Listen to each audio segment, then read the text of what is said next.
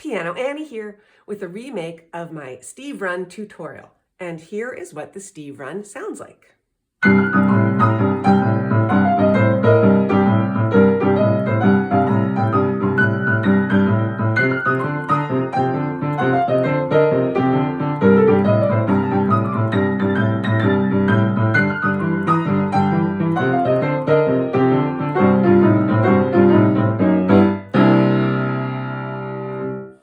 So what did I do there? The Steve Run is the part coming down, and it's basically just the blues scale descending using your pointer and your thumb, and you start on the G flat or the flat 5, and you just go down like this.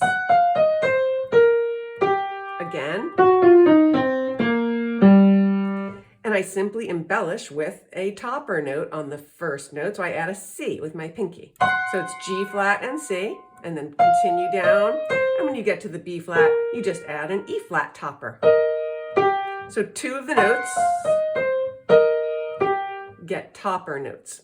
And the only other thing that you need to think about is the rhythm. And it opens with a triplet. So those 3 notes is a triplet. And then you hit the C, just regular 1-to-1 ratio, as I like to say.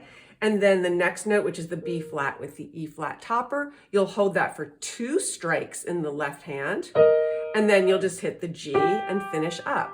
And that will leave you with 2 more strikes to hit in the left hand. So it's like this. Triplet, C, hold for 2, and then the G. And then you have 2 strikes left down here. And I'm just using the regular left hand, which is going from the 5th intervals, 2 of them, to the 6th intervals in a swing rhythm. Okay, so I'll do the Steve Run again so you can see it.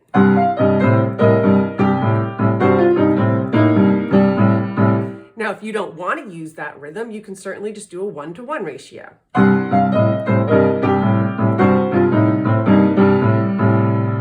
Or you could add 2 notes to the beginning of it, like this. Okay, you could add just a repeat of the first note and then a G before you get started. And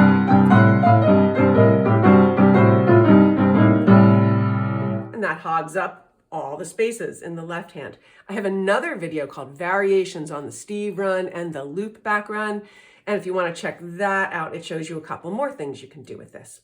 All right, so we did the Steve Run down, and then I also used some climbs to get up that I've covered in other videos, but very quickly, I just used this one where we use the flat 3, the E flat, go to C, and then I went to the flat 5 and to the F, and then the flat 7, which is B flat, to the G.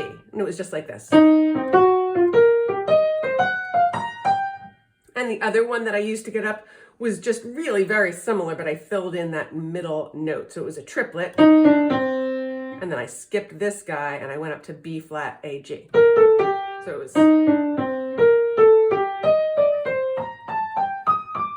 Then at the very end, I just added in the bottom 4 notes of the blues scale and with a C topper, and just did a 1-to-1 ratio like this. And you could hold the C, you could hit it repeatedly, you could just hit it once, whatever you want to do. It was like this. You could also double the speed of that and do what I call a 4-to-3 ratio, which is just squeezing the 4 notes in while you're playing 2 down there.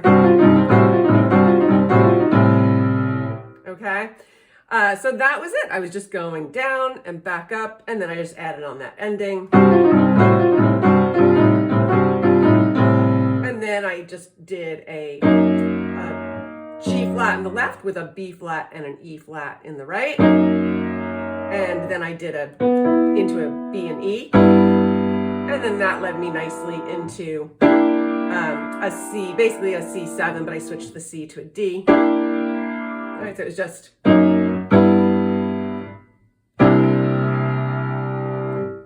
All right, let me try to play it for you one more time. I'll try to do the same thing I did in the beginning. So here it is.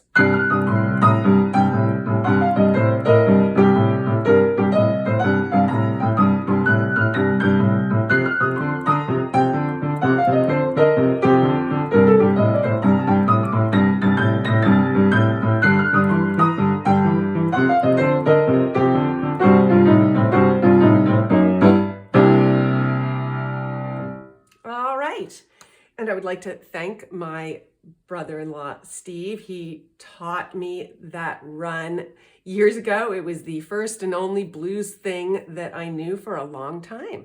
So it is named after him. All right, let me know if you learn this. I would love to hear about it, and I'll see you next time. Thanks.